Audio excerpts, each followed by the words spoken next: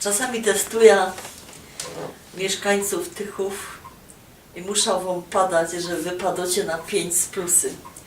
Jak to testuję? Ano, jada się w stroju autobusem, bo mi się nie chce przebyć, żaden się nawet nie obejrzy. I ostatnio miałam taki wielki test.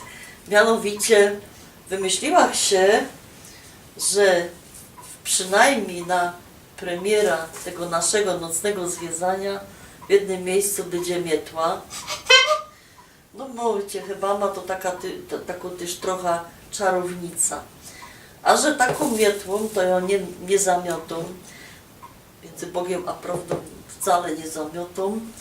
No, mam odkurzacz, a mietła to tak od wielkiego dzwonu, jak mi się coś nasuje, to nawet nie wiedziała, kaj taką mietła kupić.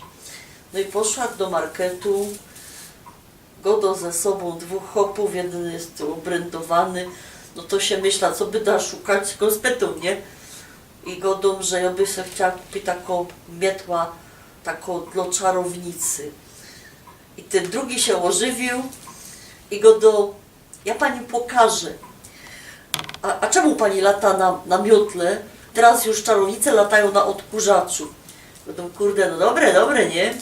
I on mnie zaprowadził, faktycznie kaj te mietły są i tak całko droga, jak my tam szli do tego regału, to on mi tłumaczył, że czarownice już nie latają na mietłach, no na odkurzaczach.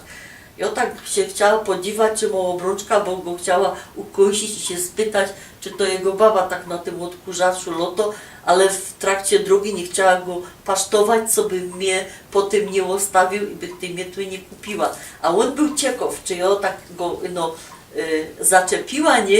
Czy ja ta mietła faktycznie kupia i tak długo stał przy mnie, jeszcze mi przeczytał, wiele to kosztuje, nie? Bo źle widzę. No i potem już my tak go dali, się mnie pytał, jak to by da lotać. Ja go to, że no, czarownice tak poradzą, że tradycyjną, bez to na mietle. No i potem, tam żeście jedno zdjęcie widzieli z sierpnia, Kajuna faktycznie stoła, przymontowała do tego klakson, żmija, nie, co by wiadomo było, z kim ludzie mają do czynienia. No ale potem, wiecie, z tam tych gadżetów we muzeum jest pełno moich, to ją wzięła do domu. No i autobusem, że jechała. Wsiadłem do autobusu, kupuję bilet, kierowca mi padł, a pani autobusem? Nie na miotle, ja mu padł, nie panie, bo mi się silnik popsuł, nie? No i już tak siedzę z tą mietłą, widzę, że jednak te ludzie tak się na mnie dziwają, ale żony już nic nie godą. I potem jeszcze się przeszła przez ulicę, nie z mietłą, tak pod pachą. I godą, no kurczę, tu już jest faktycznie metropolia, bo jakże sam z Krakowa przyciągła, takie dziwne te zoki oblykła albo co, to się kogoś za mną dziwo, wiero, na co ta baba Monasia, a teraz już nic. Ale satysfakcja była na koniec.